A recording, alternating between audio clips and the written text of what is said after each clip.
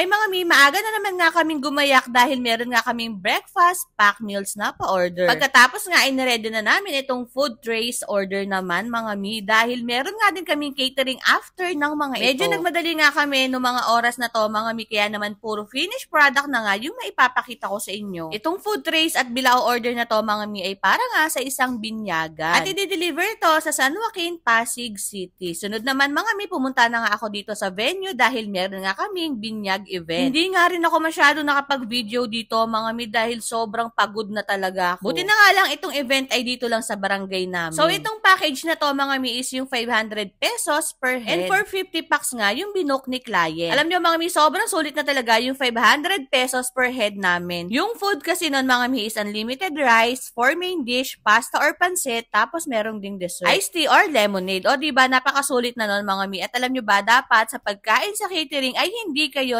nagtitipid. Minsan kasi kapag nakamura tayo sa catering, akala natin nakatipid tayo. Pero hindi mga mi, nagkakamali kayo. Nakikita niyo naman yung difference mga mi sa food serving. Kaya dapat talaga pagdating sa catering ay huwag tayo magtitipid. Ika nga you'll get what you pay for. O diba? O siya, ang dami ko na namang sabi. Ayan lang muna for today. Thank you for watching.